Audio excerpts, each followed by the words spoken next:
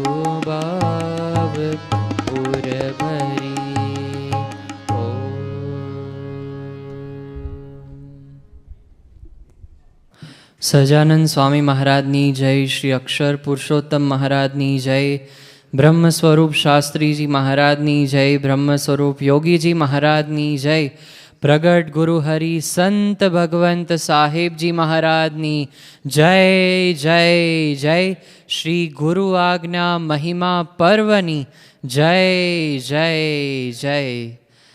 બ્રહ્મ સ્વરૂપ ગુરુદેવ યોગીજી મહારાજના જીવન મહાત્મ્યનું રસપાન કરવાની અદ્ભુત મહામૂલી તક ગુરુહરિ સાહેબ દાદાની કૃપાથી અને સાધુ પૂજ્ય રવિદાસજીના માધ્યમથી આપણને કેટલાય દિવસોથી પ્રાપ્ત થઈ રહી છે અને આજે પણ તે લાભ પ્રાપ્ત થવાનો છે.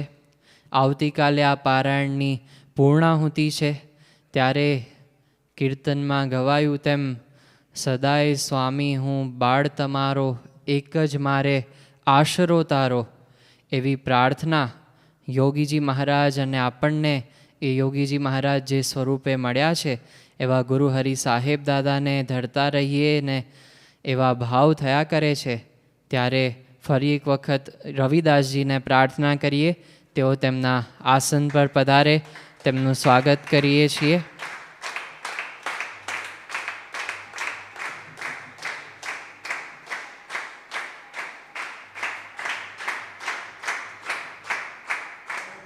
આજે શુક્રવાર મોગરી મંડળની અઠવાડિક સત્સંગ સભાનો દિવસ એટલે આજની પારાયણની યજમાન સેવા પણ મોગરી મંડળના અક્ષર મુક્તોએ અર્પણ કરી છે. પૂજ્ય રસિકભાઈને પ્રાર્થના કરું તે પૂજ્ય રવિદાસજીના પૂજન કરી ખેસ અર્પણ કરવા માટે પધારે. પૂજ્ય રસિકભાઈ. શ્રી વાસુદેવ વિમલામૃતધામ વાસમ નારાયણં નરકતારણ નામધેયં શ્યામં સિतं દ્વિભુજમેવ ચતુર્ભુજં ચ ત્વં ભક્તિધર્મતનયં શરણં પ્રપદ્યે. શિક્ષાર્થમત્ર નિજભક્તિમતાં નરાણાં એકાંતધર્મમખિलं પરિશીલયન્तं અષ્ટાંગયોગકલના શમહામૃતાની ત્વં ભક્તિધર્મતનયં શરણં પ્રપદ્યે. પ્રથમ મહાત્મ્યના કથાના મહિમાના પાન કરીએ. પૂજ્ય રવિદાસજી. જે ઉત્પત્તિ તથા સ્થિતિ લય કરે વેદો સ્તુતિ ઉચરે જેના રોમ સુચિદ્રમાં અણુસમા બ્રહ્માંડ કોટી ફરે માયા કાળ રવિ શશી સુરગણો આજ્ઞાન લોપેક્ષણ એવા અક્ષરધામના અધિપતિ શ્રી સ્વામિનારાયણ. વાણી અમૃતથી ભરી મધુસમી સંજીવની લોકમાં દ્રષ્ટિમાં ભરી દિવ્યતા નિરખતા સુદિવ્ય ભક્તો બધા. હૈયે હેત ભર્યું મીઠું જનનીશું ને હાસ્ય મુખે વસ્યું તે શ્રી જ્ઞાનજી યોગીરાજ ગુરુને નિત્ય નમો ભાવશું. જે સાક્ષાત મહિમા તણુ સ્વરૂપને આનંદની મૂર્તિ છે તેજસ્વી શુરવીર વત્સલતી સ્વામી શ્રીજી ધામ છે.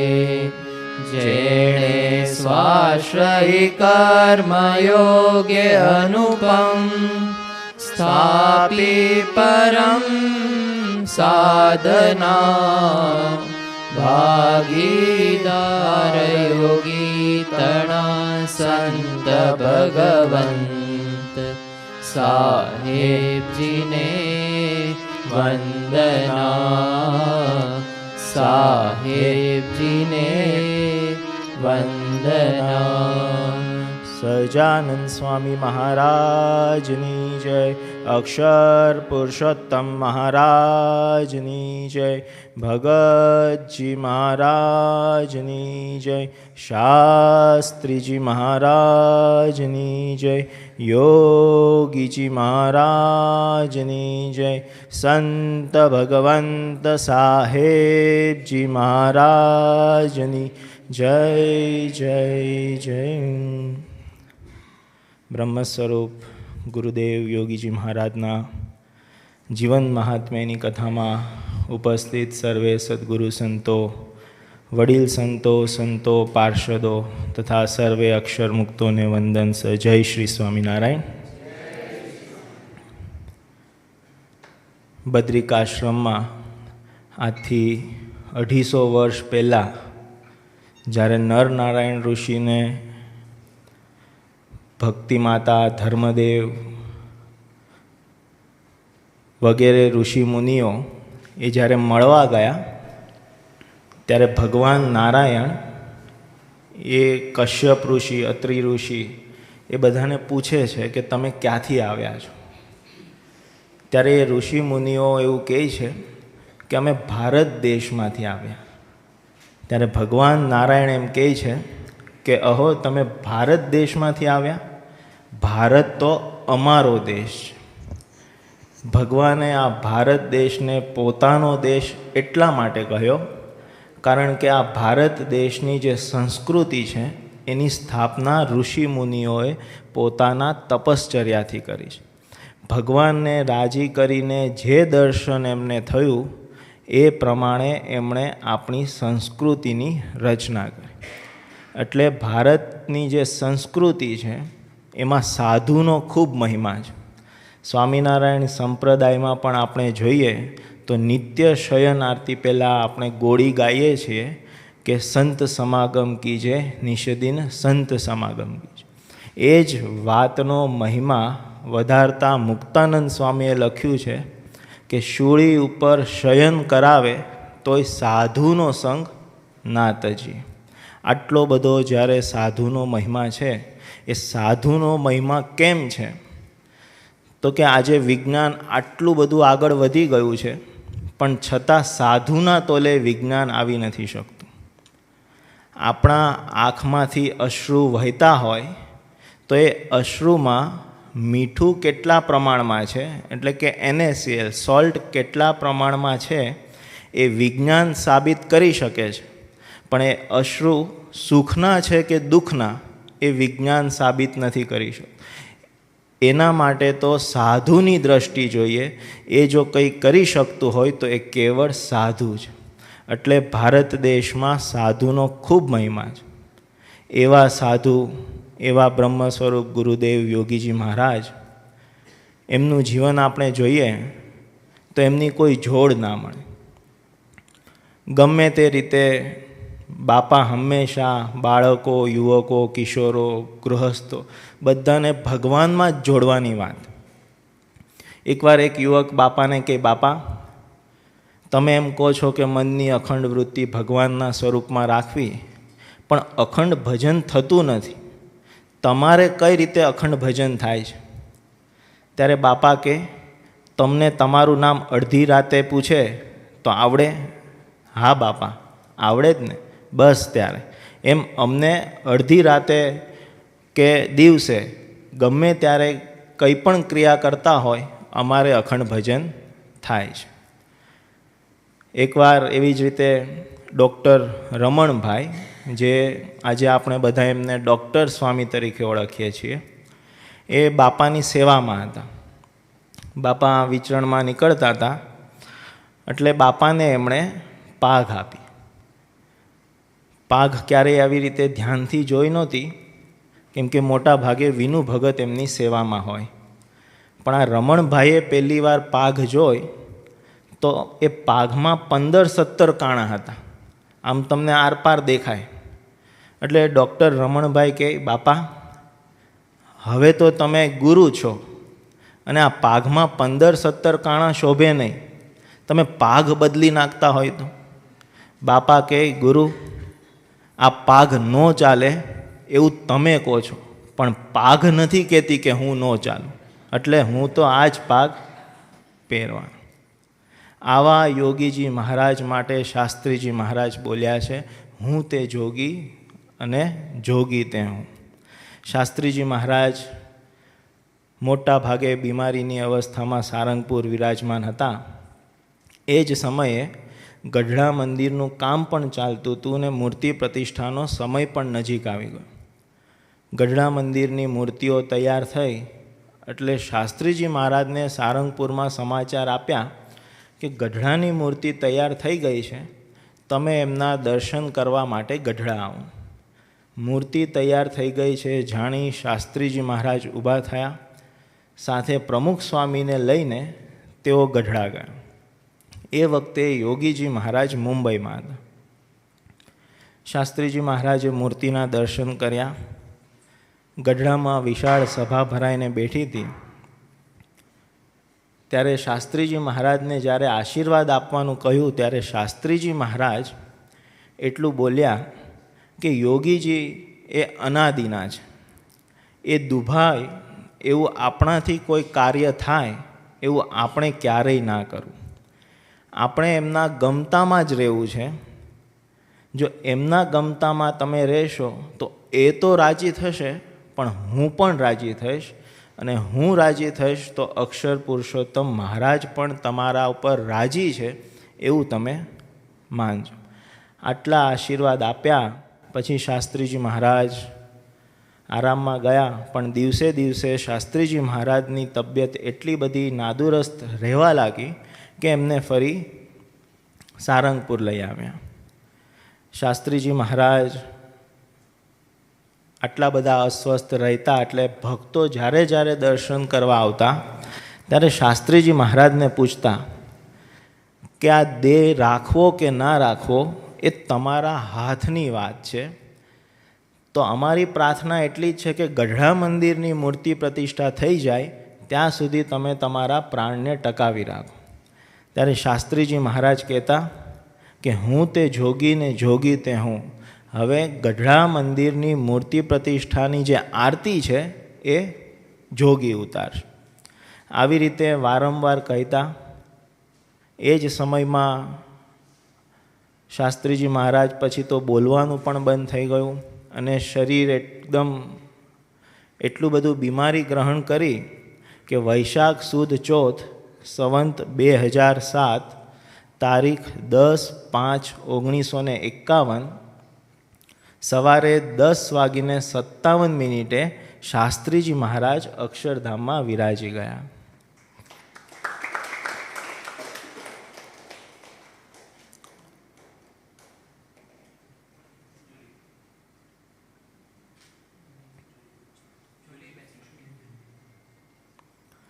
શાસ્ત્રીજી મહારાજ અક્ષરધામમાં વિરાજી ગયા એ સમાચાર સાંભળતાની સાથે આપણે યોગીજી મહારાજને જાણ કરવી જોઈએ. એ આશ્રયથી યોગીજી મહારાજ એ વખતે મુંબઈ હતા. યોગીજી મહારાજને પત્ર પાઠવ્યો કે શાસ્ત્રીજી મહારાજ ધામમાં ગયા છે.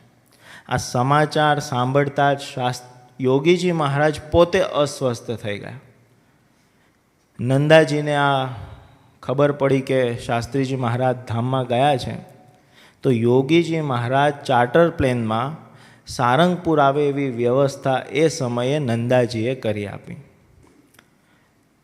યોગીજી મહારાજ અને પ્રમુખ સ્વામી મહારાજે બધી વ્યવસ્થા કરી. દેશ દેશના હરિભક્તો પણ એ વખતે ગઢડા મૂર્તિ પ્રતિષ્ઠા ગઢડા મંદિરનો મૂર્તિ પ્રતિષ્ઠા હતી. વૈશાખ સુધી 10મ ગઢડા મંદિરની મૂર્તિ પ્રતિષ્ઠા. એટલે શાસ્ત્રીજી મહારાજ સારંગપુરમાં બીમારી ગ્રહણ કરી. બધા ભક્તો ત્યાં હતા એટલે શાસ્ત્રીમાં જે બધા ભક્તોને કે ગઢડા સેવામાં ચાલ્યા જાઓ. આફ્રિકાવાળા મગન બાપા, વલ્લભદાસ આપણા સાકરિયા, સીટી પટેલ, આફ્રિકાના થોડા ભક્તો, આપણા મણિકાકા, મહંત અને બાપુજી અને મગનભાઈ સેક્રેટરીની બહુ ઈચ્છા કે ગઢડા મંદિરની મૂર્તિઓની પ્રાંત પ્રતિષ્ઠા છે તો બધા નેતાઓને બોલાવીએ મુંબઈથી નંદા સાહેબ સાથે. એટલે આગ્રહ કરીને યોગી બાપાને મુંબઈ લઈ ગયા. ત્યારે બાપા મુંબઈ હતા અને આ સમાચાર મળ્યા એટલે તરત નંદાજીએ પોતે દ્વિભાષી મુંબઈ રાજ હતું 50-51માં. તે નંદાજીએ ચાર્ટર ફ્લાઇટ કરીને પછી ભાવનગર ઉતર્યા. ભાવનગરથી બાપા સારંગપુર આવ્યા. યોગીજી મહારાજ સારંગપુર આવ્યા એ વખતે યોગીજી મહારાજ અને પ્રમુખ સ્વામી મહારાજે શાસ્ત્રીજી મહારાજનો અગ્નિ સંસ્કાર કર્યો. આખા સમાજમાં શોક વ્યાપી ગયો કે બોચાસણવાસી અક્ષર પુરુષોત્તમ સંસ્થાના એકમાત્ર આધાર એવા શાસ્ત્રીજી મહારાજ ધામમાં ગયા અને 5 મંદિરોમાં એક મંદિરની મૂર્તિ પ્રતિષ્ઠા બાકી છે અને બીજા બધા મંદિરોનું કામ હજી ચાલુ છે. તો આ બધું પૂરું કોણ કરશે? એવા સમયમાં ગઢડા મંદિરની મૂર્તિ પ્રતિષ્ઠા કરવી કે નહીં એ એક પ્રશ્ન એ હરિભક્તો વચ્ચે ગૂંચવાયા કરતો. આ પ્રશ્ન જ્યારે ઊભો થયો ત્યારે પહેલું તો બાપા આવ્યા ભાવનગર તે સારંગપુર સોપો પડી ગયેલો જે સાધુ રવિદાસે કહ્યું એમ આખા સત્સંગ સમાજમાં ખળભળાટ મચી ગયો કે હવે થશે શું? બધા સત્સંગ કેટલો આખો સમાજ મોટા ભાગ, કારણ કે વૈશાખ સુધી ચોથને દિવસે બન્યું, 6 દાડા પછી તો મૂર્તિ પ્રતિષ્ઠા થઈ, વૈશાખ સુધી 10મે દિવસે. મોટા ભાગનો અક્ષર પુરુષોત્તમ સંસ્થાના ભક્તો આફ્રિકા, ઇંગ્લેન્ડ, દેશ પરદેશથી બધા પહોંચી ગયેલા પ્રતિષ્ઠામાં. બધા શું થશે? એટલે અગ્નિ સંસ્કાર પછી જે સભા થઈ એમાં યોગી મહારાજે આશીર્વાદ પ્રવચનમાં બોલ્યા કે સત્પુરુષ ક્યાં અદ્રસ્ત છે?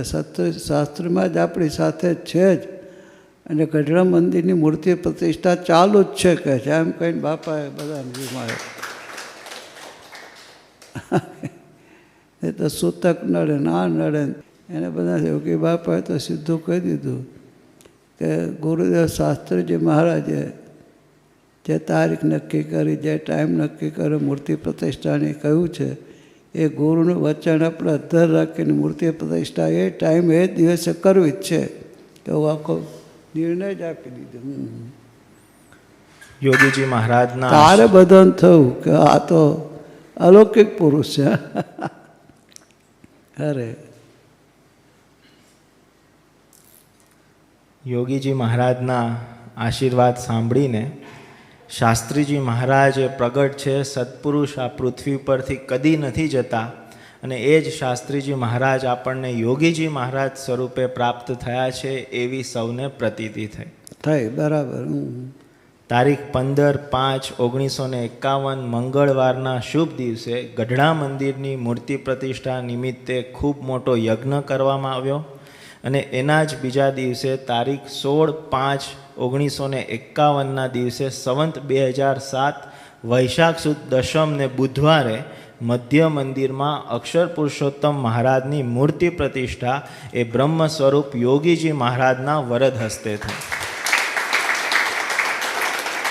શાસ્ત્રીજી મહારાજનો સંકલ્પ હતો કે શ્રીજી મહારાજે જે કોલ આપેલો કે આપણે ઘેલા નદીના ટેકરાવાળી જમીન જે જીવા ખાચરે એ સમયે મહારાજને નથી આપી, એ જ જગ્યાએ આપણે મંદિર કરવું છે. તો શાસ્ત્રીજી મહારાજનો એ સંકલ્પ પૂરો થતાં સૌ હરિભક્તોમાં આનંદ વ્યાપી ગયો. મૂર્તિ પ્રતિષ્ઠાની આરતી થતી હતી એ જ વખતે યોગીજી મહારાજે ચાલુ આરતીમાં અમદાવાદના ખેંગારજી ભાઈને બોલાવ્યા અને આરતી ઉતારવા માટે આગ્રહ કર્યો. એ વખતે ખેંગારજી ભાઈને શાસ્ત્રીજી મહારાજના કહેલા શબ્દો યાદ આવે છે. બન્યું તો એવું કે એકવાર સારંગપુરમાં શાસ્ત્રીજી મહારાજ બીમાર હતા. એ વખતે અમદાવાદના ખેંગારજી ભાઈ સારંગપુર શાસ્ત્રીજી મહારાજના દર્શન કરવા માટે ગયા હતા. શાસ્ત્રીજી મહારાજની અવસ્થા જોઈને ખેંગારજી ભાઈએ એવું કહ્યું હતું કે બાપા તમે સાજા થઈ જાઓ તો એ જ અમારા બધા માટે હિતાવહ છે. હજી તો ગઢડાના મૂર્તિ પ્રતિષ્ઠા બાકી છે અને આ બધા મંદિરો પણ બાકી છે, તો તમે આમ ચાલ્યા જશો તો નહીં ચાલે. ત્યારે શાસ્ત્રીજી મહારાજે કહ્યું કે ગઢડા મંદિરની મૂર્તિ પ્રતિષ્ઠા થશે ત્યારે એ મૂર્તિ પ્રતિષ્ઠાની આરતી અમે તમારા હાથે ઉતારાવીશું. આ વાત ખાલી ખેંગારજીભાઈ અને શાસ્ત્રીજી મહારાજને જ ખબર હતી, ત્યારે કોઈ અન્ય ત્યાં હાજર નહોતું. પણ યોગીજી મહારાજે મૂર્તિ પ્રતિષ્ઠાની આરતી કરતા વખતે આ ખેંગારજી ભાઈને બોલાવીને કહ્યું કે તમે આરતી ઉતારો. ત્યારે એ જ શાસ્ત્રીજી મહારાજ એ યોગીજી મહારાજ સ્વરૂપે પ્રાપ્ત થયા છે, અત્યારે પ્રગટ છે, એની પ્રતીતિ આ અમદાવાદના ખેંગારજી ભાઈને થઈ. યોગીજી મહારાજ હવે ગુરુપદે વિરાજમાન હતા, પણ પોતે ગુરુ છે એવો ક્યારેય ભાવ એમણે લાવ્યા નથી. ગુરુપદે હોવા છતાં પણ શાસ્ત્રીજી મહારાજની મરજી પ્રમાણે જ તેઓએ વિચરણ કર્યું છે, પધરામણી કરી છે. સૌથી પહેલાં આણંદમાં તેઓએ પધરામણી કરી. આણંદમાં વિનુભાઈને પોતાના સાનિધ્યમાં લીધા છે. વિનુભાઈ એટલે કે અત્યારના પ્રગટ બ્રહ્મ સ્વરૂપ મહંત સ્વામી મહારાજ. મણિભાઈના ઘરે યોગી બાપાએ પધરામણી કરી તો યોગી બાપા જે દાદરેથી ચડે તો બીજી બાજુથી વિનુભાઈ ઉતરી જાય. યોગી બાપાએ પકડીને કંઠી પહેરાવી તો આ વિનુભાઈએ કંઠી તોડી નાખી. છતાં મેળ ના પડ્યો ને યોગી બાપા પરાણે સભામાં બેસાડ્યા તો દિવાલની કાંકરી કાઢીને હરિકૃષ્ણ મહારાજના મુગટમાં મારવા માંડ્યા. યોગીજી મહારાજ 2-3 દિવસ આણંદમાં રોકાયા. જ્યારે વિદાય થવાનો સમય થયો ત્યારે રસ્તામાં વિનુભાઈ મળ્યા. ત્યારે યોગીજી મહારાજે એમને બોલાવ્યા. એટલે વિનુભાઈને એમ કે આપણે આવી રીતે હરિકૃષ્ણ મહારાજનું ને કંઠી તોડીને સંતનું અપમાન કર્યું છે તો નક્કી આપણને ઠપકો આપશે. પણ યોગીજી મહારાજ એમને બોલાવીને 2 હાથ જોડીને બોલ્યા કે મને ક્ષમા કરજો, મારા દ્વારા કંઈ ભૂલ થઈ હોય અને તમારું કંઈ સચવાયું ના હોય. યોગી બાપાનો આવો વિનમ્ર સ્વભાવ જોઈને વિનુભાઈના હૃદયમાં યોગી બાપા પ્રત્યે પ્રેમ જાગૃત થયો. સાથે સાથે રમણભાઈને પણ પોતાના હેત અને પ્રેમમાં લીધા. આવી રીતે આણંદ, ભૂમેલ, નડિયાદ, સંઘાણા, ડભાણ વગેરે અનેક ગામડાઓમાં દિવસ રાત જોયા વગર બાપાએ વિચરણ કર્યું. જ્યાં જ્યાં જાય ત્યાં હરિભક્તોને વર્તમાન ધરાવે, કંઠી પહેરાવે, વ્યસન મુક્તિની વાતો કરે, ગામના આગેવાનોને બોલાવીને સત્સંગ મંડળની સ્થાપના કરે. એ જ વખતે બોચાસણમાં પ્રથમવાર યોગીજી મહારાજના ગુરુપદ હેઠળ ગુરુ પૂનમનો સમયો ઉજવવાનું નક્કી કર્યું.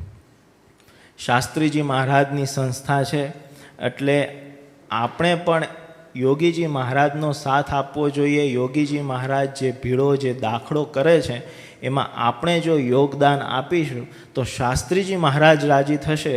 એવા ભાવ સાથે એ સમયે 15 જેટલા સત્સંગીઓએ દીક્ષા ગ્રહણ કરી. યોગીજી મહારાજ બોચાસણથી ત્યારબાદ અમદાવાદ પધાર્યા. એ સમયે બબુભાઈ કોઠારી ત્યાં ઓફિસમાં કામ કરતા હતા, હિસાબ કિતાબ લખતા હતા. એવામાં એમણે રસોડામાંથી અવાજ સાંભળ્યો. અવાજ સાંભળ્યો અને જોવા ગયા તો દરવાજો બંધ હતો. અંદર શું ચાલી રહ્યું છે ખબર નથી, પણ દરવાજાની એક તિરાડથી જોયું તો યોગીજી મહારાજ રસોડામાં પડેલા બધા વાસણ ધોતા હતા. બબુભાઈ કોઠારીએ દરવાજો ખોલ્યો અને યોગીજી મહારાજને કહ્યું કે હવે તમે ગુરુ છો, તમારે વાસણ ના ધોવાય. ત્યારે યોગીજી મહારાજ કે આપણે ક્યાં ગુરુ છીએ, આપણે તો શાસ્ત્રીજી મહારાજના સેવક છીએ. આવો વિનમ્ર દાસત્વ ભાવ, સેવક ભાવ એ યોગીજી મહારાજનો ગુરુપદે આવ્યા છતાં પણ એવો ને એવો જ હતો.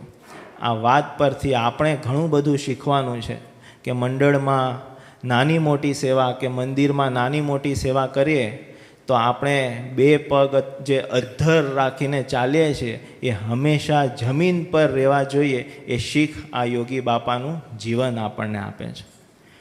યોગીજી મહારાજે સ્વામિનારાયણ સંપ્રદાયની રીતિનીતિ પ્રમાણે, સ્વામિનારાયણ ભગવાનની રુચિ પ્રમાણે ઉત્સવો ચાલુ રાખ્યા, વિચરણ ચાલુ રાખ્યા, મંડળની સ્થાપના પણ અવિરત કરતા ગયા.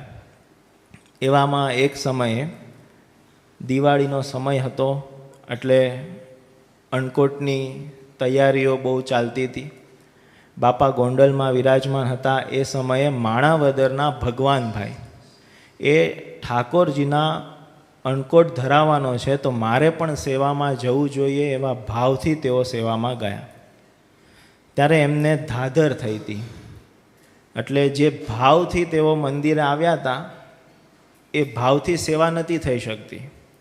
એટલે એમણે બાપાને કહ્યું કે બાપા, મારે તો સેવા કરવી છે, પણ આ ધાધરને લીધે મારાથી સેવા નથી થઈ શકતી. મારી નજર અથવા તો મારું ધ્યાન ત્યાં જ જાય છે. ત્યારે બાપા કહે કે આ અક્ષર પ્રકાશ સ્વામી છે ને, એ તમારી દવા કરશે. અક્ષર પ્રકાશ સ્વામીને બાપા પ્રત્યે એટલો બધો દિવ્ય ભાવ હતો કે અક્ષર પ્રકાશ સ્વામી કહે કે આમાં દવાની નહીં, બાપાના દ્રષ્ટિની જરૂર છે. એટલે અક્ષર પ્રકાશ સ્વામીએ વિનમ્ર ભાવે બાપાને કહ્યું કે બાપા, તમે કોઈક ઉપાય બતાડો તો આ ધાધર મટે, બાકી આ જલ્દી મટે એવું નથી. ત્યારે બાપા કહે કે તલ શેકીને એના ઉપર મૂકો અને પછી એના ઉપર અક્ષરદેરીની મહાપૂજાનું પાણી છાંટો. પેલો હરિભક્ત એટલે કે આ ભગવાનભાઈ કે બાપા, પાણી છાંટે ને તો ધાધરનું વધી જાય, મટે નહીં. અક્ષર પ્રકાશ સ્વામી કે બાપાએ કહ્યું છે ને આપણે કરવું છે. અને અક્ષર પ્રકાશ સ્વામીએ એ તલ શેકીને લગાડ્યા અને જ્યાં અક્ષરદેરીની મહાપૂજાનું પાણી છાંટ્યું તો એ ધાધર મટી. આવી તો અક્ષરદેરીના મહાપૂજાના પાણી ઉપર યોગી બાપાને શ્રદ્ધા અને વિશ્વાસ. આટલો બધો મહિમા યોગી બાપાને એ અક્ષરદેરીનો. પાણી છાંટવાથી ધાધર મટી નથી, પણ જે શ્રદ્ધા અને વિશ્વાસ અક્ષરદેરી ઉપર યોગીજી મહારાજનો છે એ ભગવાને ક્યારેય આજ પર્યંતે તૂટવા દીધી નથી. સંવંત 2008 ફાગણ સુદ પૂનમ સારંગપુરમાં શાસ્ત્રીજી મહારાજનો અગ્નિ સંસ્કાર કર્યો હતો. એ જગ્યાએ યોગીજી મહારાજે ચરણારવિંદ પધરાવીને એની આરતી ઉતારી. આજે પણ સારંગપુરમાં એ જગ્યાએ શાસ્ત્રીજી મહારાજનું સ્મૃતિ મંદિર તરીકે શાસ્ત્રીજી મહારાજની મૂર્તિ પધરાવવામાં આવી છે. કોઈ પણ બાપાનો વ્યવહાર એવો હતો કે ગુરુપદે આવ્યા છતાં પણ કોઈને સલાહ સૂચન નહોતું. ઉલટાનું એવું ધ્યાન રાખતા કે મારા દ્વારા કોઈ દુભાય નહીં. એકવાર યોગીજી મહારાજ વિચરણમાં ગયા હતા. એમની સાથે એક પાર્ષદ સેવામાં હતા અને એ પાર્ષદ સાથે વિનુભાઈ પણ સેવામાં હતા. નાનકડું ગામ હતું એટલે બાપાની સુવાને માટેની વ્યવસ્થા ફળિયામાં કરી હતી. એ વખતે બાપા થોડીક તબિયત અસ્વસ્થ હતી, પણ પાર્ષદે ફળિયામાં ખાટલો પાથર્યો એટલે પવન બહુ આવતો હતો. તો યોગી બાપા પેલા પાર્ષદને કહે છે કે અહીંયા પવન બહુ આવે છે, તો એક કામ કરો ને, આ પથારી બદલી નાખો.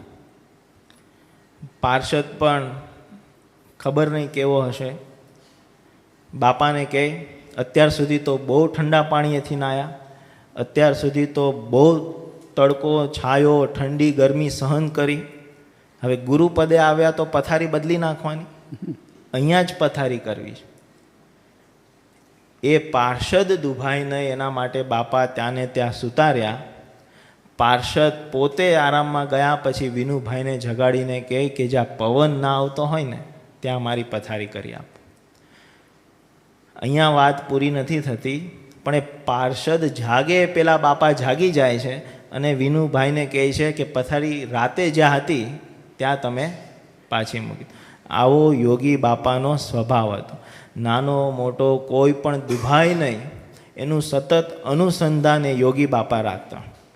જસદણના ઈશ્વરભાઈ પટેલ જેઓની નોકરી રેલવે સ્ટેશનમાં હતી, શાસ્ત્રીજી મહારાજના અનન્ય નિષ્ઠાવાન અને યોગીજી મહારાજમાં પણ ખૂબ ભક્તિભાવ.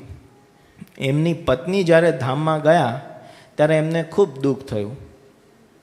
આ વાતની જાણ જ્યારે યોગીજી મહારાજને થઈ ત્યારે યોગીજી મહારાજ ગોંડલથી બોટાદ અને બોટાદથી પછી સારંગપુર જવાના હતા. પણ આ વાતની ખબર પડી કે આપણા નિષ્ઠાવાન હરિભક્ત ઈશ્વરભાઈ ભટ્ટના ઘરે આ દુઃખદ પ્રસંગ આવ્યો છે, તો એમને બળ આપવા માટે આપણે જવું જોઈએ. તો બાપાએ નક્કી કર્યું કે આપણે જસદણ જવું છે. ત્યારે સાથે સેવામાં ભગવતસિંહ હતા. એમણે કહ્યું કે બાપા, અત્યારે કાર્યક્રમની રચના થઈ ગઈ છે, આપણે બોટાદ જઈ આવીએ અને પછી પાછા વળતા આપણે આ ઈશ્વરભાઈને મળીશું. બાપા કહે, એ ભગત આપણને સંભાળે છે, અને જ્યારે એ સંભાળે છે ત્યારે ના જઈએ તો એ શાસ્ત્રીજી મહારાજની કરેલી અસેવા છે. એટલે આપણે શાસ્ત્રીજી મહારાજની સેવા માટે પણ બીજું બધું ટાળીને આપણે ત્યાં જવું છે. આવો બાપાનો સ્વભાવ હતો. અમદાવાદમાં એકવાર યોગીજી મહારાજ વિરાજમાન હતા અને વિનુભાઈને ખૂબ તાવ આવેલો. ત્યારે સાંજની સભામાં યોગીજી મહારાજ નીકળતા હતા તો એક આ વિનુભાઈ નામના યુવકને એમણે સૂતેલા જોયા. બાપા તરત જિજ્ઞાસુવશ ત્યાં ગયા, માથે હાથ મૂક્યો. વિનુભાઈ સૂતા હતા. બાપાને ખબર પડી કે તાવ આવ્યો છે તો બાપા તરત જાતે મીઠાવાળા પોતા કરી આવ્યા, વિનુભાઈના માથે મૂક્યા અને જ્યાં સુધી તાવ ઓછો ના થયો ત્યાં સુધી પોતે એ પોતા મૂકતા ગયા. જ્યાં વિનુભાઈ થોડાક સ્વસ્થ થયા ને જોયું તો યોગીજી મહારાજ પોતે એ પોતા મૂકતા. આવો વાત્સલ્ય ભાવ એ બાપાનો શબ્દોમાં નહીં પણ વર્તનમાં જોવા મળતો. યોગીજી મહારાજ ઉપાસનાના પ્રવર્તન માટે, સત્સંગના પ્રચાર માટે અને હરિભક્તોની નાની મોટી સુવિધાઓ માટે સતત વિચરણ કર. એક ગામથી બીજે ગામ, બીજે ગામથી ત્રીજે ગામ, ઠંડી, તડકો, છાયો, દિવસ રાત ક્યારેય નથી જોયું. સપ્ટેમ્બર 1959માં નડિયાદમાં ભર વરસાદમાં યોગીજી મહારાજે 175 પધરામણીઓ કરી છે. એ સમયે જે લિસ્ટ બનાવતા હતા, રાતે પ્રસાદ લેવા બેઠા ત્યારે બાપાને કે બાપા હજી 150 ઘર બાકી છે. યોગી બાપા કે આપણે કાલે પધરામણી કરી. ભર વરસાદમાં આજે નથી જવું અથવા તો પછી પધરામણી કરીશું એવું બોલવા કરતાં બાપા બીજા દિવસે 150 ઘરે પધરામણી કરી. તારીખ 12/10/1959 ગઢડામાં જતા રસ્તામાં બોટાદમાં એક હરિભક્તે નવી દુકાન કરેલી. એ હરિભક્તે બાપાને પત્ર લખ્યો હતો કે દુકાન થઈ ગઈ છે, તમે પધરામણી કરવા આવો તો સારું. બાપા કે પધરામણીએ તો આપણે જવું પડે.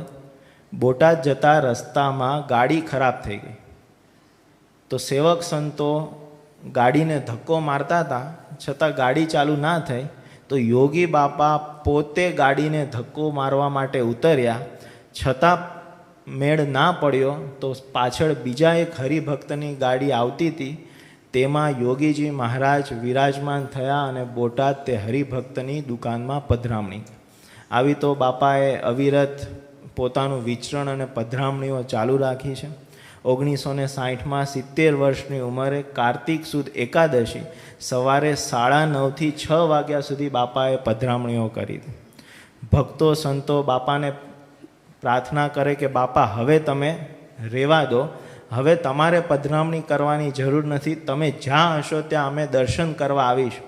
પણ બાપાનો એક જ મત હતો કે આપણે શાસ્ત્રીજી મહારાજની સેવા કરવી છે અને આપણે અક્ષર પુરુષોત્તમ ઉપાસનાનો દિગ્વિજય કરવો છે, એટલે પધરામણી તો કરવી જ. જ્યારે જ્યારે કોઈ પણ એમ વાત કહે કે શાસ્ત્રીજી મહારાજની સેવા તો થઈ ગઈ, તમે આટલું કર્યું એટલું બહુ છે, શાસ્ત્રીજી મહારાજ રાજી છે, હવે તમારે કંઈ કરવાની જરૂર નથી, ત્યારે યોગીજી મહારાજ 500 પરમહંસોએ વેઠેલા ભીડા અને એમણે પાડેલા 114 પ્રકરણની વાત એ ભક્તોને કરતા અને પોતે વિચરણ ચાલુ રાખતા. બાપા 150 પધરામણી એટલે તમે ઉઠ બેસ કરી જોજો. અમે બાપા સાથે અમે બહુ પધરામણી કરી. 100 તો મેં લિંગસ્થળી કારવણ પાસે 50 થયા પછી આપણે બાપા પાસે બધા સેવકો બદલાઈ જાય, બાપા એના એ રહે નહીં. અને આ પધરામણી એટલે ત્યાં સોફા કે ખુરશીઓ ના હોય, પેલું એ પાથરી દીધી રજે અને ત્યાં બેસી જવાનું અને ચોલ્લા કરે, આરતી કરે, ધૂન કરે, પ્રસાદ પછી તરત ઊભા થઈ જવાનું. 5-5 મિનિટની પધરામણી પણ ઉઠ બેસક બહુ થાય. બાપાની ઉંમર હતી બાપા પછી હવાના પરમાં કે પધરામની ગોતી લાવો, પધરામની ગોતી લાવો. એટલે બધા ના પાડે કે બાપા ઉપર, તો કે ના પધરામની ગોતી. વિદ્યાનગર આવે બાપા, આપણે કેટલા 100 છોકરાની રૂમે બાપા જતા, બધાની રૂમે જવું જ પધરામણી કરવા. પોતાનો દેહને શાસ્ત્રીમાદની સંસ્થા માટે, શાસ્ત્રીમાદના અક્ષર પુરુષોત્તમ ઉપાસના માટે બાપા અનહદ કામ કર્યું. સત્સંગના વિકાસ માટે તથા હરિભક્તોને સંપ્રદાયના તથા સંસ્થાના સમાચાર મળતા રહે એના માટે તારીખ 5/12/1956 ત્યારથી બાપાએ સ્વામિનારાયણ પત્રિકાની શરૂઆત કરી અને હર્ષદભાઈ દવેને આજ્ઞા કરી કે તમે ભગતજી મહારાજ અને શાસ્ત્રીજી મહારાજનું જીવન ચરિત્ર લખવાની શરૂઆત કરો, જેથી સત્સંગમાં જે જોડાય એમને ભગતજી મહારાજ અને શાસ્ત્રીજી મહારાજનો મહિમા સમજાય. એકવાર બાપા ગોંડલમાં હતા ત્યારે નિયમ પ્રમાણેની વિનુભાઈ અને રમણભાઈ તેઓ અક્ષરદેરીની પ્રદક્ષિણા કરતા. બાપા તેઓની પાસે આવ્યા અને બાપાને કહે કે આપણે 1961માં ગઢડા મંદિરના કળશ ચઢાવવા છે. એ કળશ ચઢે ત્યારે આપણે 51 યુવકોને સાધુ કરવા છે, તમારે પણ સાધુ થવાનું છે. વિનુભાઈ તો માની ગયા, પણ ડૉક્ટર રમણભાઈ એ કોઈ વાતે માને એવા નહોતા. એ સમયમાં પોતે ડૉક્ટર હતા, પણ બાપાનો હેત પ્રેમ એટલો બધો કે ગોંડલમાં જાય તો પોતે જમાડે, પોતે પથારી કરી દે. બાપાનો આવો પ્રેમ જોઈને ડૉક્ટર રમણભાઈએ પણ એવું કહ્યું કે હા બાપા, હું પણ સાધુ થઈશ. બાપાનો એવો દિવ્ય પ્રેમ હતો કે એકવાર જે યુવક બાપાના સાનિધ્યમાં રહ્યો હોય પછી એ ક્યારેય એ યુવાનને એમ ના થાય કે મારે પાછું ઘરે જવું છે. વેકેશનમાં ઘણા બધા યુવકો બાપા પાસે આવે, એ બધા યુવાનોને બાપા પીરસે. કોઈ બીમાર હોય તો એની સારવાર પણ પોતે બાપા કરે, અને સવારે ઉઠવામાં કોઈને મોડું થઈ ગયું હોય તો બાપા જઈને પોતે ઉઠાડે. આવો બાપાનો પ્રેમ હતો. એક વાત બહુ સમજવા જેવી છે કે એક મા અને એક સાધુ એ બંનેનો પ્રેમ સરખો હોય છે. તમે જુઓ, બાળક નાનું હોય ત્યારે બાળકના માથે વાળ નથી હોતા, પણ એ માના ખોળામાં બેસે, મા એને ખોળામાં લઈને એવા વહાલથી હાથ ફેરવે કે વરસમાં તો ગામ કહે કે હવે આના વાળ કાપો. અને એ જ બાળક મોટું થાય, લગ્ન થાય, અને એટલા જ પ્રેમથી પત્ની હાથ ફેરવે તો તમે જુઓ વાળ ધીરે ધીરે જતા જ. પણ મા અને સંતનો પ્રેમ એ અદ્વિતીય છે. એટલો બધો અદ્ભુત પ્રેમ છે કે ક્યારેય ભૂલાય નહીં. આવો બાપા બધા યુવકોને પ્રેમ કરતા. કોઈ યુવક દર્શને આવે તો એમને પ્રેમથી બોલાવે અને ઉપવાસનું સૂચન કરે. એટલે ઉપવાસ કરવાનો તો કેવો કરવાનો? તો કે યુવાન અવસ્થા છે તો નિર્જળા કરવાનો. બાપા નિર્જળા નહીં થાય તો યોગી બાપા કહે આપણે તો નિર્જળા કરવો છે, લ્યો આ થાપો. આપણે જે ધબ્બો કહીએ છીએ બાપા થાપો બોલતા. બધા યુવકો એ વખતે ભણેલા ગણેલા, એટલે ઇંગ્લિશમાં વાતચીત, અમુક શબ્દો ઇંગ્લિશમાં વાતચીત કરે. એટલે બાપા સાંભળે. એટલે એકવાર એક યુવકને બાપા કહે કે તમે બધા અંગ્રેજીમાં વાત કરો છો તો મને અંગ્રેજી શીખવાડો. એટલે યુવક તો હવે બીજું શું શીખવાડે? એટલે પેલો યુવક કે બાપા તમે બધાને એવું કહો છો કે કાલે ઉપવાસ, જે પગે લાગવા આવે એને એમ કહો કે કાલે ઉપવાસ. એટલે હવે કાલે ઉપવાસ બોલવાના બદલે ટુમોરો ફાસ્ટ એવું બોલો, ટુમોરો ફાસ્ટ. એટલે બાપાએ 5-6 વખત બોલ્યો કે ટુમોરો ફાસ્ટ, ટુમોરો ફાસ્ટ. એટલે બાપા કે આપણને આવું ફાવશે. પછી બીજા દિવસે 10-15 યુવકો બાપા સ્નાન કરતા હતા, એટલે સ્નાન કરાવવા માટે યુવકો બાપા પાસે જતા. એટલે જે પાણીનું ડબલું નાખે બાપા કહે ટુમોરો ફાસ્ટ, લ્યો થાપો. ટુમોરો ફાસ્ટ, લ્યો થાપો. એટલે બાપા બધા જેટલા સ્નાન વિધિમાં આવે બધાને ઉપવાસ કરાવે. પેલો યુવક દૂર હતો એટલે બાપા એ યુવક પાસે ગયા અને બાપા કે તમે મને સારું શીખવાડ્યું કે ટુમોરો ફાસ્ટ, જે આવે એને ફાસ્ટ આપી દઈએ છીએ, મહારાજ સ્વામી રાજી થાય. યુવક કે બાપા તમે રાજી છો ને? તો બાપા કે હા અમે બહુ રાજી, પણ તમને ખબર છે આ લોકમાં એવો નિયમ છે કે જે વિદ્યા આપે ને એને ગુરુ દક્ષિણા આપવી પડે. બાપા કે એમ એવું હોય? યુવક કે હા એવું હોય. તો શું દક્ષિણા આપે? બાપા તમે મને કહો ટુમોરો બ્રેકફાસ્ટ. એટલે યોગી બાપા કે માળો મને ખોટું શીખવાડે છે, તમારે જાઓ ટુમોરો ફાસ્ટ કે. આવી રીતે બાપા ખૂબ પ્રેમ આપીને, ગમ્મત આપીને યુવકોને પ્રેમ કરે. પણ બાપાનો એક નિયમ હતો, વેકેશનમાં જે યુવકો ગોંડલ મંદિરમાં સેવા કરવા આવતા, અડધી રાતે બાપા એ બધા યુવકોને દંડવત પ્રણામ કરતા. ત્યારે એક હરિભક્તે બાપાને જોઈને કહ્યું કે બાપા આ યુવકોને દંડવત શું કામ કરો છો? ત્યારે બાપા કહે કે આ યુવકો બહુ મોટા છે, શાસ્ત્રીજી મહારાજનું શોભાડે છે, એ સંબંધે હું એમને દંડવત કરું છું. શાસ્ત્રીજી મહારાજ એકવાર તારીખ 15/5/1959 રોજ સાંજે 4:30 વાગે પાલેજથી ભરૂચ ટ્રેનમાં જતા હતા. એટલે બાપાએ યુવકોને કહ્યું કે આપણે 2 વર્ષમાં 51 યુવકો તૈયાર કરવા છે, 51 સાધુ તૈયાર કરવા છે. એટલે બાપા કંઈ કેવા ખબર છે? અર્જુનના બાણ જેવા, સુરસુર્યું નહીં, લોહીની નદીઓ કરે એવા. એમ આપણે ગુણાતીત બાણ બ્રહ્માંડ ડોલાવે એવા સાધુ કરવા છે.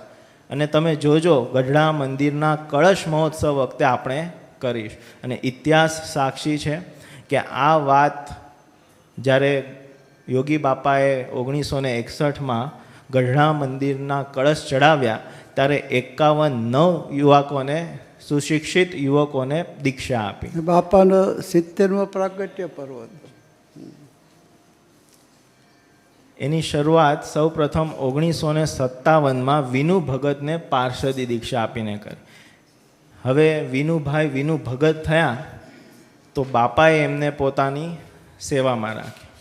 એ સમયે બાપાએ બધાને કહ્યું હતું કે તમારે સાધુ થવાનું, તમારે સાધુ થવાનું. ત્યારે એક સમયે ઈશ્વરચરણ સ્વામીએ એવું યોગી બાપાને કહ્યું કે બાપા મારા કોલેજના 2 વર્ષ બાકી છે અને મારે સાધુ જ થવાનું છે, તો પછી મારે કોલેજ કરવાનો કંઈ અર્થ નથી. તમે જે વિદ્યા ભણાવશો એ અમે ભણીશું, એટલે હું કોલેજ મૂકી દઉં. બાપા કે ના, તમારી ડિગ્રી અમારે દીવાર ઉપર લટકાડવી છે અને બધાને કહેવું છે કે જો મારા સાધુ કેવા છે. જે પણ યુવકો આવતા બાપા હંમેશા એમને અભ્યાસની વાત કરતા. સમય જતાં સંવંત 2017 વૈશાખ વદ 12 અને 13ના દિવસોમાં ગઢપુરનું સુવર્ણ કળશ જયંતિ મહોત્સવનું આયોજન થયું. ત્યારે યોગીજી મહારાજે 51 નવયુવાનોને દીક્ષા આપી અને દીક્ષા આપીને યોગી બાપાએ કહ્યું કે કાલવાણીમાં 500 પરમહંસોને સ્વામિનારાયણ ભગવાને દીક્ષા આપી હતી અને જેવું સ્વામિનારાયણ સંપ્રદાયનું શોભ્યું હતું એવું જ આ 51 યુવકોને દીક્ષા આપીએ છીએ અને એ વખતે જેવું શોભ્યું હતું એવું જ આ 51 યુવકો દ્વારા શોભશે. યોગીજી એ સાચું પણ પડ્યું ને, અત્યારે શોભી ગયું. એ સંતો અત્યારે કામ કરી રહ્યા છે. યોગીજી મહારાજની ઈચ્છા હતી કે 11 સંસ્કૃતના શાસ્ત્રી કરવા છે, 11 કવિ કરવા છે, 11 સંસ્કૃતમાં ભાષણ આપી શકે એવા કરવા છે, 11 ઇંગ્લિશમાં પારંગત થાય એવા કરવા છે અને 11ને વચનામૃતના પ્રોફેસર કરવા છે. એ માટે બળ મળે એટલા માટે યોગી બાપા સંતોને કહેતા કે આપણે આ કાર્ય કરવામાં જેટલો ભીડો સહન કરવો પડે એટલો ભીડો સહન કરવો. બાપા આ કાર્ય માટે બધાને પત્રો લખીને હરિભક્તોને ને યુવાનોને પ્રેરણા આપતા. એકવાર તો ટપાલનું આખું થેલો એ યોગી બાપા આગળ ટપાલી ખાલી કરીને ગયો તો યોગી બાપા એટલા બધા રાજી થઈ ગયા કે આજે તો ટપાલી સાહેબે આખી વખાર ખાલી કરી નાખી, અને એ બોલીને ટપાલીને બોલાવીને બાપાએ ધબ્બા આપે.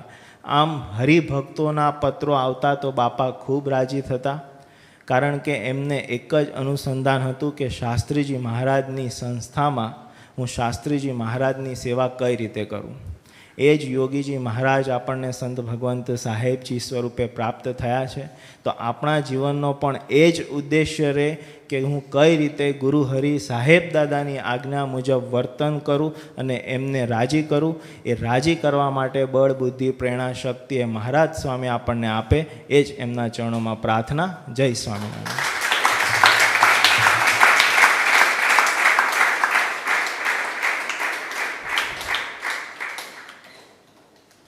અશ્વિનભાઈ, આપને વિનંતી કરીએ, 61ની 51 સાધુઓને દીક્ષા આપી હા ત્યારે આપ ત્યાં હતા, હા એની વાત કરો.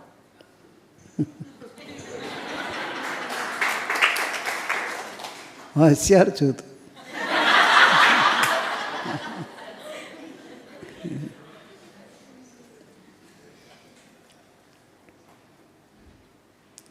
એ સંજોગો જોઈએ તો આપણને એમ થાય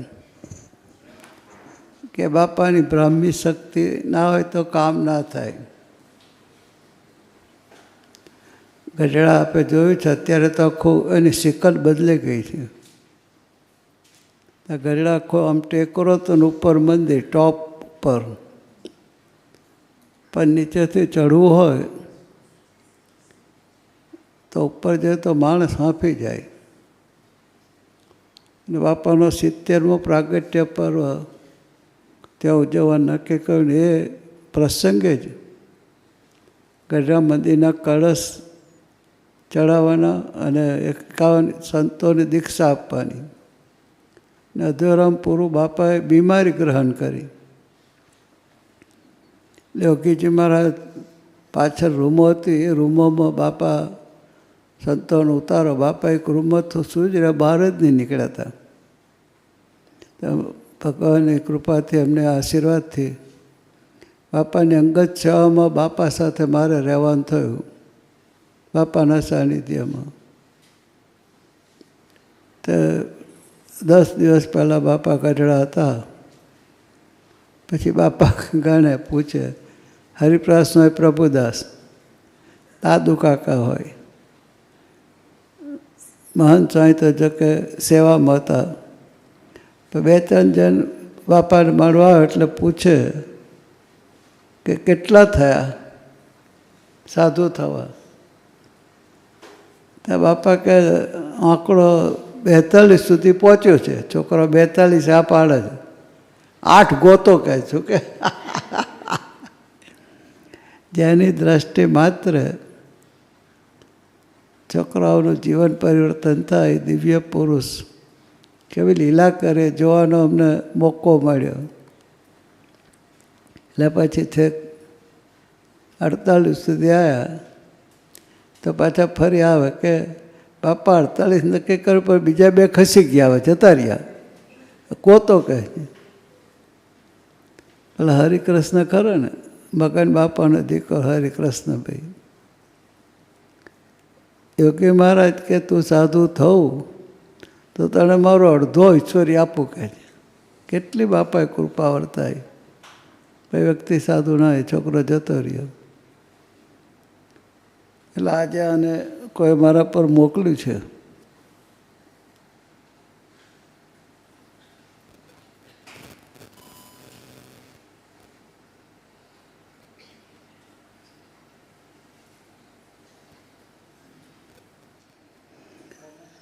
આશીર્વાદ આપતા પહેલાં પણ 2 વાર વિચાર કરી લેવો.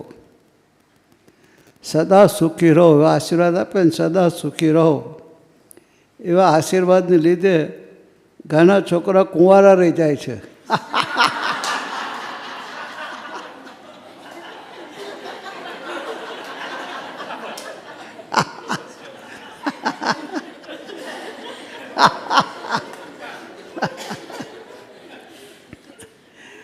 એટલે એને સુખી થવાના બાપા આશીર્વાદ સાધુ હતા. લગ્ન કર્યું તો અમે હરિકૃષ્ણભાઈ તો અમે જોયા છે. શાંતિભાઈ જોડે એમને બાપાના અમૃત પર વખતે સારું કામ કર્યું હતું. હરિકૃષ્ણભાઈ ખસ્યા પછી પાછા 49-50 સુધી આવે એટલે પછી 4-5 દાડા બહુ તો એટલે પછી મને થયું કે બાપાને મારા પ્રકાશમાં આવ્યું છે એટલે મને થયું કે ચાલો બાપાને હું કહું. એટલે બાપામાં કહું 2 ખૂંટે છે હવે તો આપ મને સાધુ બનાવો. તો એક ખોદવો મટ્યો, એક તો તારી પાસે છે તો મને સાધુ બનાવો. તો બાપા કહે ના નથી બનાવવા, તમને નથી બનાવવા. એટલે પછી મને થયું બાપા ફરી પૂછું. એટલે મેં ફરી પૂછ્યું અડધો કલાક. બાપા મને બનાવી દો ને. તો કે ના તમને નથી બનાવ, તમને બીજી રીતે કરવું છે, કામ કરવું તમારી પાસે, એટલે તમને નથી બનાવવા. બાપા ત્યારે બોલે હા. ત્યારે મેં મને આપણે સાધુ થવાનું લાયકનું એટલે બાપાએ ના પાડી લાગે. હવે ત્રીજી વખત પૂછવું નથી. મેં કહું ગુરુને 2 વખત પૂછ્યું પણ 50 થઈ ગયા, 51 થઈ ગયા. અને થયું તો એવું સખત વિરોધ, જૂના મંદિરનો સખત વિરોધ. કારણ કે જૂનું મંદિર હતું બધાને એમ સમાજ કેવો છે કશી ખબર વગર ઠોકાઠોક કરતો હોય છે કે ભાઈ આ ગઢડામાં એક મંદિર છે સ્વામિનારાયણનું, તો આ સાધુ અગ્નિપુરુષદાસજી બીજું મંદિર શું કામ કરે છે? એ બધા એમ કે કોમ્પિટિશનમાં. સારંગપુરમાં એક મંદિર બીજું શું કામ કરે છે? લોકોને ઇતિહાસ ખબર નથી એટલે સમજતા નથી અને બોલા કરે છે. એકચ્યુઅલી ગઢડા જે દાદા ખાચરના દરબારમાં મંદિર થયું એ મંદિર ત્યાં નહોતું કરવાનું મહારાજને. મહારાજની ઈચ્છા દરરોજ ગેલા નદીએ નાહવા આવે તો ટેકરા ઉપર જઈને કે આપણે મંદિર આ ટેકરા પર કરવું છે. તો દાદા ખાચર કહ્યું કે મહારાજ કરો, અહીં કરીએ. કે જમીન જીવા ખાચરની છે, મારી જમીન નથી, મારી જમીન હું તમને આપી દઉં. તો કે જીવા ખાચરને બોલાવો. તો જીવા ખાચરને બોલાવ્યા. કે ત્યાં મંદિર કરે તો મારે હારા મારું કરો. તો કહે તમારી જમીન છે ને તો હું કહું છું ને કરો, હું રજા આપું છું, મારી જમીન તમને આપી. તો મહારાજ આપી છે એવું નહીં લે, લખી આપ મને. તમે હું પોતે સાક્ષાત બોલું છું, પછી લખવાની શી જરૂર છે? મહારાજ કે તમારો લોકોનું ભલું પૂછું. કાલે તમે વંકાયા તો અમને કંઈક સાધુઓને પોટલા લઈને ભાગો અહીંથી, કારણ કે જમીન તમારા નામે છે. એવું ના હાલે કે લખી આપો. કે મહારાજ લખી આપો તો નહીં, કરવું હોય તો અહીં જ કરો, તમને હું ના નથી પાડતો, તમારે જે કરવું એ કરો, જમીન તમને આપી. ના કે મહારાજ કહેતો લખી આપવું નહીં તો હું જમીન આપે. દાદા ખાચરે દરબારમાં પછી મહારાજને કહ્યું કે મહારાજે નહીં લખી આપે, ન કરતાં આપણું કમ્પાઉન્ડ મોટું છે એમાં કરો. પછી મહારાજે ગઢડામાં જૂનું મંદિર ત્યાં કર્યું, પણ મહારાજનો ઓરિજિનલ સંકલ્પ ટેકરા ઉપર મંદિર કરવાનો હતો. એ શાસ્ત્રીજી મહારાજે સંકલ્પ પ્રમાણે મંદિર બાંધ્યું, એમના ઈચ્છાથી બાંધ્યું. બીજું સારંગપુરમાં બધું એ પણ સ્વામિનારાયણ ભગવાને એ જમીનમાં ઘોડો ફેરવેલો કે આ જગ્યાએ આપણે મંદિર કરવું છે. પાણી આવું ત્યાં મંદિર થયું નહીં. એટલે જે ગોપાલ સ્વામીએ કષ્ટભંજન હનુમાનજીની મૂર્તિ પધરાવી અને એ મંદિર થયું. પણ સ્વામિનારાયણનું મંદિર તો પછી થયું. પણ મહારાજે જે ઘોડો ફેર્યો હતો એ જમીન લઈને લીમડી નરેશ પાસે આપી હતી.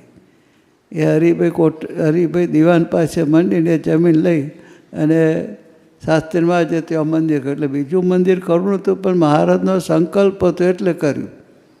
એમ શાસ્ત્રમાં જે મંદિર કર્યા તો સ્વામિનારાયણ ભગવાન જે બોલેલા એ વચન પ્રમાણે એમને મંદિર કર્યા. તો ગઢડામાં પણ એટલો બધો પવન આવે, એટલો બધો પવન આવે. ઉનાળાનો વૈશાખ મહિનો અને ટેકોર, એટલે તમે અત્યારે ઉપર મંદિર જાઓ તો ઉપર બહુ પવન આવે. જોયું ઉપર ગયા હોય તો પેલો ટેકરો કેટલો બધો પવન આવે. 2 વખત તો મંડપ જ ઉડી ગયા. સમયો થતાં પહેલાં નહીં, આખા માળવા થાંભલા આપણે માળા હાથે ઉડી ગયા. તો ભાઈનું મંડળ સૌરાષ્ટ્રના બધા મજબૂત છોકરાઓ કે પછી ત્રીજી વખત મંડપ પહોંચ્યું અને હાજે એક વાહડા પકડીને છોકરાઓને બેન રાખતા નહીં, ઉડે નહીં. 1 કલાક 2 કલાક જે પવનનો આવે ત્યારે છોકરાઓ બધા, અને ત્યાં આગળ ડેમ છે ગેલા નદી ઉપર આગળ, એ ડેમમાં છોકરાઓ નાહવા ગયા છે. એમાં 2 છોકરાઓ મરી ગયા સમય એના થોડા દિવસ પહેલાં જ. એટલે પછી જૂના મંદિરોને બધા કંઈક જોયું, આ ભગવાન બિલકુલ રાજી નથી, એમના મળવા ઉડી જાય છે, આ છોકરો મરી ગયા, આ બધું એવું બધી વાતો ચાલે. એવા માહોલમાં બાપા દર્શન ના દે. રૂમમાં એટલી ભયંકર કસોટી બાપાએ બધાની કરેલી, પણ ધન છે કહેવું પડશે. ખરેખર યોગી મહારાજને શાસ્ત્રી મહારાજ માટેનો પ્રેમ, અક્ષરપુષ્પમ ઉપાસના પ્રવર્તાવાનો, શાસ્ત્રી મહારાજના કાર્યમાં સમર્પણ ભાવ બધા ભક્તોનો એ દર્શન થયું. અને કોઈ મચક ના મૂકી, બધા હાજર રહ્યા. અને જે કપડાં રંગ્યા ત્યારે, અત્યારે તો ડાયસથી થાય છે કલર, ત્યારે માટી ભગવા કલરની માટી આવે ને, કેમ ક્યાં આવે છે માટી? હે હા, ગેરુની માટી લાવી એ કપડો અમે રંગતા હતા યુવકો. પહેલાં નદીમાં નીચે જઈએ, પાણીમાં ગેરું પલાવીએ ડોલોમાં, પછી કપડાં એમ કરી જબોડીને ભગવા કરીએ, પછી અહીંયા 2 બાજુ મૂકી ટેકરો ચડી, પછી ત્યાં સૂકવી દેતા. ને મારા બધા વ્હાઈટ કપડાં પડતો, વ્હાઈટ કપડાં ભગવા થઈ ગયેલા, અડધા ભગવા અડધા સફેદ. એ સંતોના ભગવા કપડાં રંગવાની સેવા અમને યુવાનોને મળી. એમ બધાએ 1 સાધુને 2 ધોતિયા ને 2 ગાતરિયા અને 102 કોપીને એટલી, એ બધું રંગવાનું કામ 2 સંતોની આગળ નીચે અમે યુવાનોએ કર્યું હતું. અને બાપાએ વૈશાખ બધી 12 આપણે 24મે પ્રાગટ્ય પ્રોજવ્યો, ત્યારે તે વખતે બાપાએ વૈશાખ બધી 1251 સંતોને દીક્ષા આપી.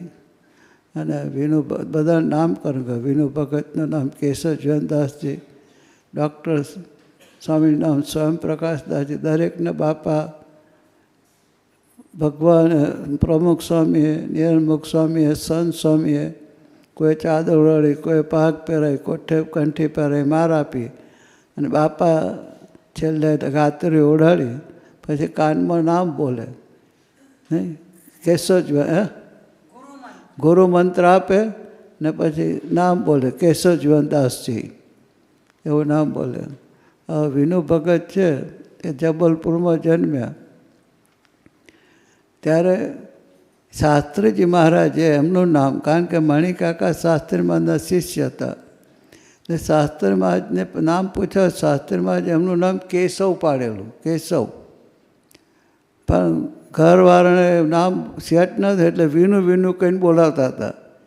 એમાંથી કેશવ ખસી ગયું. વિનુ ભગત, વિનુભાઈ નામ જાણીતું થયું, વિનુભાઈ નારાયણભાઈ, વિનુભાઈ મણિભાઈ.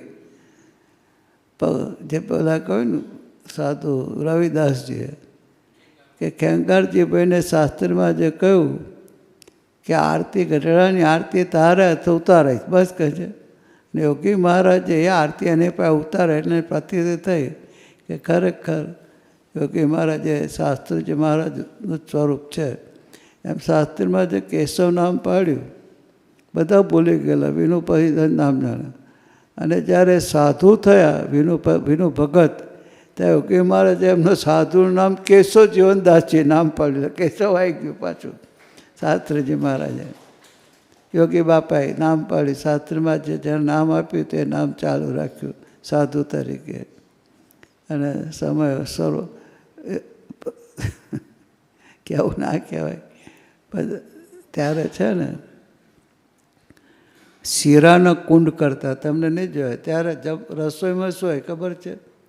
શીરો ને પૂરી અને ગાંઠિયા. ગમે એટલું માણસ હોય અને શીરો 2-3 દિવસથી શીરો બનાવવાનું ચાલુ કરે અને ઓજ બનાવે જમીનમાં ઓજ, અને શીરો ઠાલવ્યા કરવાનો. પછી ડોલો ભરીને પીરસા કરવાનો. ચણા, શીરો ચણા 2 સો પૂરી નહીં, શીરો ને ચણા અને ઠંડુ પાણી, બસ ઊભા થઈ જાય માણસો. તો હવે શીરો એટલે કેટલો ચીકણો. તો એકાદ છોકરો તો શીરાના કુંડમાં જ લપસી પડ્યો ગયો. તમે જો તો આવું બધું હવાક થયેલું, કેટલું બધું વાતો ને. પણ બાપાની પોતાની પ્રભુતાથી, સાધુતા દ્વારા જે પ્રભુતા પ્રકાશિત થતી હતી એને લઈને બધા આનંદપૂર્વક એ સમયમાં ભાગ લીધો, આનંદપૂર્વક બધા સમયમાં એ કર્યું. આવા બધા ઇન્સિડન્ટ બન્યા. અને ભક્તોને દુઃખ થાય, 2 છોકરા ડૂબ્યા, શ્રીરામ થયું, મંડપ ઉડી જાય, આ થાય. એટલે કુદરતે પોતાનું રૂપ બતાડ્યું, માએ પોતાનું એ બતાડ્યું કે આ મહંત સ્વામીને આ સંતો થશે એટલે માયાને ભારે પડવાનું હતું. એટલે બરાબર ખીચી હતી માયા. પણ ભક્તોને ધન છે, સંતોને ધન્ય છે. યોગી બાપા તરફ નજર રાખીને સેવા ભક્તિમાં સહેજ પણ ગૌણતા લાયા નહીં. અને બાપાના કૃપાથી સમયો સરસ થયો. અને અત્યારે જોઈએ છો એ જ સંતો જે બાપા બોલ્યા. સ્વામિનારાયણ સંપ્રદાયમાં 500 પરમહંસો થયા તો સ્વામિનારાયણ સંપ્રદાયના પાતાળે પાતા થયા. એમ યોગી મહારાજે 51 ભણેલા ગણેલા યુવાન સંતોને દીક્ષા આપી, એવી કસનીમાંથી પાર કર્યા. કહેતા અક્ષર ઉપાસનાનો ભોકેરો વિશ્વવ્યાપી થઈ ગયો. સંતોને બહુ કસનીમો લીધા. બાપાએ સંતોને ટ્રેનિંગ કરવા દાદર મંદિરે મૂક્યા. પહેલાં તો ત્યાં મોકલ્યા નાસિક, એક સંન્યાસીના આશ્રમમાં. એ ખાવાનું તમે જો તો એવું. પણ બાપાએ કહ્યું કે આપણે તૈયારી કરવા માટે તપશ્ચર્યા કરવી છે. ને સંતોને બાપા માટે એટલો બધો પ્રેમ, બાપાને રાજી કરવાનો એટલો બધો ભાવ હતો કે કોઈ તકલીફ, કોઈ કશું જ્યાં વગર બસ જે વખતે જે કરવું પડે એ સુરવીરતાથી કરી પ્રભુની મસ્તે મસ્ત રહ્યા. તો અત્યારે એમના થકી કેટલા મોટા કામો થઈ રહ્યા છે. તો 51-61માં સમય થયો પછી બેપ સંસ્થાની. ત્યારે તમે જો બાપાને તે પહેલાંના ફોટા જુઓ તો બાપા પધરામે જવાનું હોય ને તો પાક તૈયાર ના હોય. આવો લાંબો પટ્ટો હોય પણ ઓમાં બીટી દે બાપા. અને ભાઈ પધરામને નીકળે. પછી પધરામને એક ગાતલું પાથરે દે, કો રજય પાથરે, તો બેસી જવાનું. એક સાથે બધા બેસે.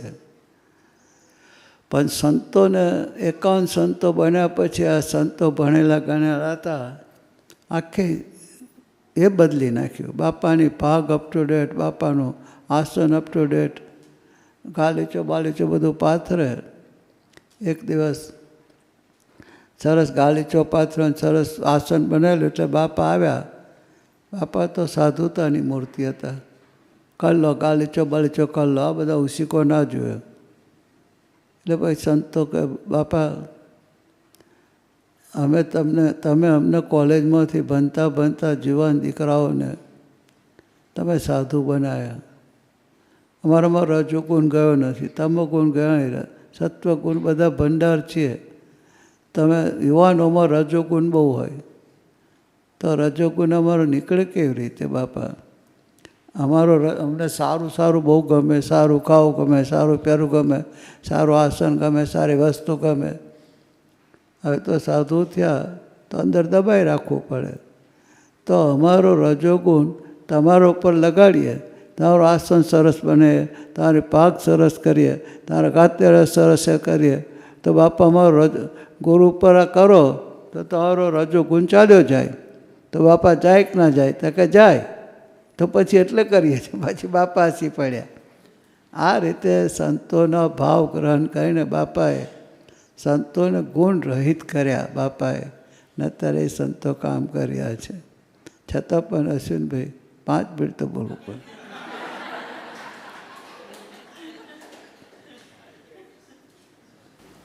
સહજાનંદ સ્વામી મહારાજની જય, શ્રી અક્ષર પુરુષોત્તમ મહારાજની જય, મુક્ત અક્ષર પુરુષોત્તમ મહારાજની જય.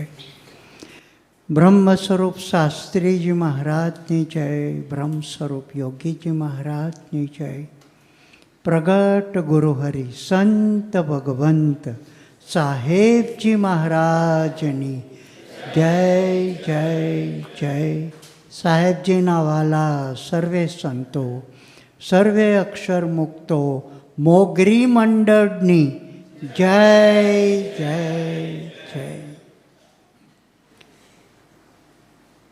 1961 51 સંતોની દીક્ષા વિધિ સમયે ગુરુહરિ સાહેબ દાદા યોગી બાપાની અંગત સેવામાં હતા. અને એ અનુભવ અને તે સમયની વાતો આપણે ગુરુહરિ સાહેબ દાદાના સ્વમુખે સાંભળી. તેઓએ વારંવાર યોગી બાપાને 51ની ઘટતી સંખ્યામાં પોતાની ઉમેદવારી નોંધાવી.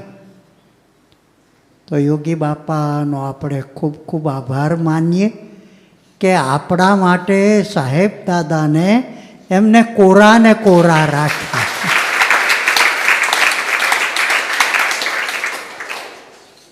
આદરણીય સદગુરુ સંત નિર્મળદાસ સ્વામી ઘણી વખત ત્યારે સાહેબ દાદાના જે સફેદ વસ્ત્રો એ પહેલાં બંને ખભા ઉપર ભીના ધોતિયા ગાદરિયા લઈને એ ટેકરો ચડતા, એને પરિણામે એમના લુગડાને પર જે રંગ લાગ્યો હતો એ મેં જોઈ લો એવું નિર્મળ સ્વામી ગર્વપૂર્વક કહે છે. ત્યારે વસ્ત્રથી સાધુ નહીં પણ હૃદય ભગવું કરવાનો ગુરુહરિ બ્રહ્મ સ્વરૂપ યોગીજી મહારાજનો જે રૂઢો સંકલ્પ હતો એ 5 વર્ષ પછી 1966માં મે મહિનાની 14મી તારીખે સાકાર થયો. એ ઇતિહાસ આપણે સર્વે જાણીએ છીએ. અને હજુ સાધુ મનોજદાસજી દ્વારા એ ઇતિહાસ ઉછળતી યુવાન પેઢીની સમક્ષ વધારે મહાત્મથી ખુલ્લો થાય તેવો પ્રયત્ન કરી રહ્યા છે. બ્રહ્મ સ્વરૂપ યોગીજી મહારાજની વાત થાય તો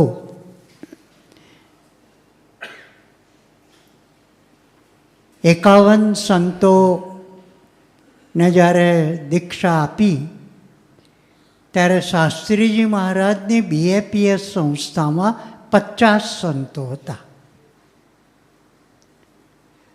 ને બીજા 51 ઉમેરાયા. એટલે 5 મંદિરના કોઠારીઓને એવી ઈચ્છા હતી કે અમને 10 સાધુઓ જો અમારા મંદિર ખાતે આપે તો અમને જે તકલીફ પડે છે એ યોગીજી મહારાજે એને નિવારી આવી ગણતરી ત્યારના ભક્ત સમુદાયમાં અને જૂના સંતોના મગજમાં ચાલતી હતી. ત્યારે યોગી બાપાએ સંતોને મુંબઈ જેવા મહાનગરમાં રાખી અને સાધુતાના પાઠ શીખવવાનું નક્કી કર્યું. એવું હતું કે સામાન્ય રીતે ધર્મ નિયમ અને મર્યાદાની પાલનથી જાણીતી એવી સ્વામિનારાયણ સંસ્થાના સાધુઓ મુંબઈ શહેરમાં રહીને શું સાધુતા શીખશે એવો યોગી બાપાને વિશે મનુષ્ય ભાવનો વિચાર પણ સત્સંગમાં ચાલતો હતો. જેમ શાસ્ત્રીજી મહારાજના સ્વધામ ગમન પછીથી ભક્તોને એમ હતું કે આ યોગી બાપા બેઠો હોય એને ઉઠ એમ કહેતા નથી તો એ આવડી મોટી સંસ્થાનો વહીવટ કેવી રીતે ચલાવશે.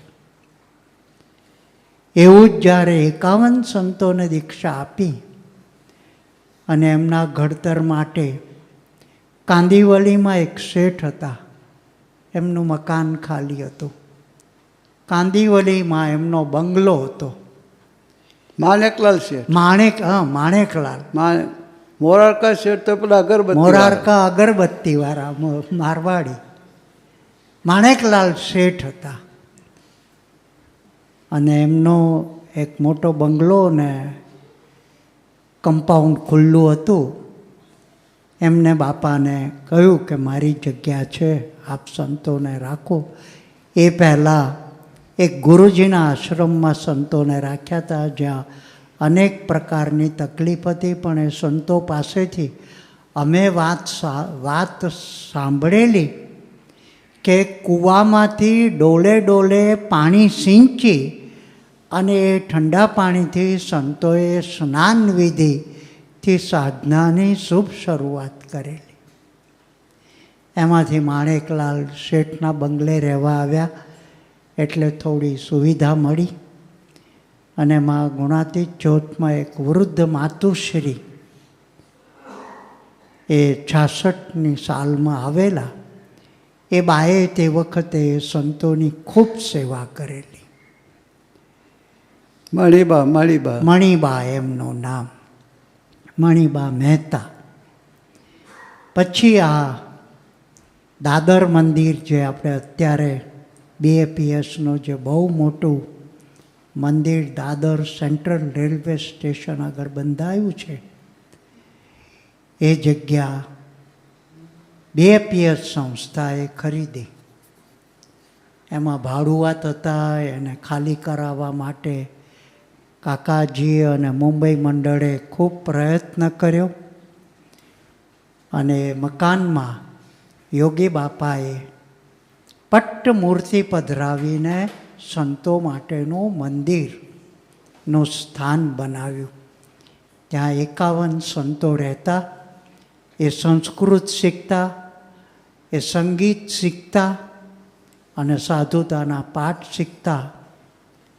એ સમયમાં મને બ્રહ્મ સ્વરૂપ યોગીજી મહારાજની અંગત સેવામાં રહેવાનો લાભ મળ્યો. ત્યારે યોગી બાપા પૂરા 100 દિવસ મુંબઈ રોકાયા હતા. મુંબઈની વાડીઓમાં હતા ને તે વખતની જે સુવિધા એને યોગી બાપા સહજ ભાવે સ્વીકારતા. અને આ શિક્ષિત સંતોએ જે વાત કરી સાહેબ દાદાએ કે યોગી બાપાની સર્વ પ્રકારની સુવિધા સગવડ મહાત્મા જેમ જેમ વધતું ગયું ને સચવાતું ગયું એ તે સમયમાં જોયેલું. એની અગાશીમાં એક હોલ બાંધવાનો પ્રપોઝલ આવ્યો અને એ હોલનો તે વખતે અંદાજિત ખર્ચ 5 લાખ રૂપિયા હતો. અને યોગી બાપા સાધુ વધે, સત્સંગી વધે એવી ધૂન કરાવતા. ત્યારે યોગી બાપા આ હોલ બંધાય એની પણ ધૂન કરાવતા. જેમ અત્યારે આપણે સભા વિસર્જન થાય તો સંતો ભક્તોની સુહૃદ ધૂન ગુરુ હરિ સાહેબ દાદા આપણી પાસે કરાવે છે, એમ યોગી બાપા ત્યારે દાદર મંદિરે આપણો હોલ બંધાઈ જાય એવી ધૂન કરો એમ મુંબઈ મંડળની સભામાં ધૂન કરાવતા. અને બાપાના સંકલ્પે મુંબઈ મંડળે હોલ બનાવ્યો અને એ હોલનું નામ યોગી બાપાએ યજ્ઞ પુરુષ વ્યાખ્યાન ખંડ એવું સંતો સંસ્કૃત ભણતા એટલે એ હોલનું નામ આપ્યું. અને બ્રહ્મ સ્વરૂપ શાસ્ત્રીજી મહારાજ સત્સંગી જીવનની કથા કરે છે એ ચિત્ર પ્રતિમાને મોટી સાઇઝમાં ફ્રેમ બનાવીને એ હોલમાં પધરાવી અને હોલનું નામ આપેલું યજ્ઞ પુરુષ વ્યાખ્યાન ખંડ. કોઈ પણ સંતોના પ્રવચનો, યોગી બાપાના પ્રવચનો અને સંતોનો અભ્યાસ બધું જે એ 3 માળના મકાનમાં ચાલતું, એમાં ઉપર છેલ્લે આ હોલ બંધાયેલો, એની પર એક ટાવર હતું, ટાવર બંધાયેલું, અને યોગી બાપા એવો આશીર્વાદ આપતા કે આ ટાવર ઉપરથી ઉડીને જે પક્ષી પણ જાય તે અક્ષરધામનો અધિકારી થાય, એવી યોગી બાપાની કલ્યાણ યોજના હતી. અને દાદર સેન્ટ્રલ રેલવેનું સ્ટેશન, ત્યાંથી જતા આવતા મુસાફરોને પણ દાદર મંદિરનું ટાવર ને એની ધજાના દર્શન થતા. તો યોગી બાપા એમ કહેતા કે સર્વનું કલ્યાણ થાય. એ યોગી બાપાના સંકલ્પે જેનું કલ્યાણ થયું, એમાંના હું, તમે ને આપણે બધા અત્યારે આ સત્સંગ સભામાં બેસીને યોગી બાપાની વાતો કરીએ છીએ. જય શ્રી સ્વામિનારાયણ.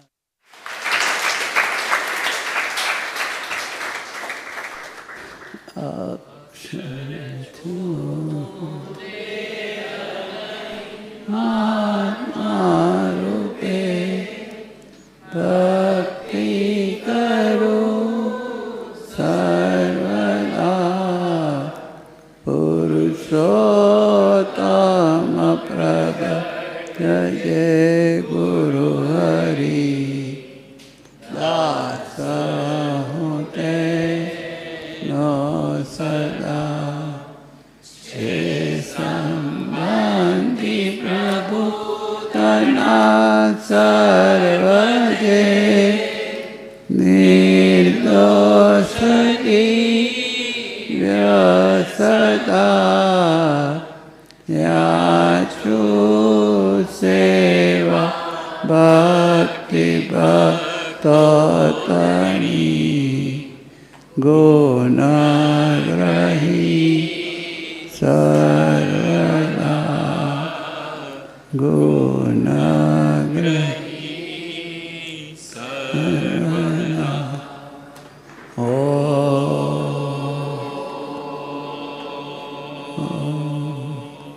જય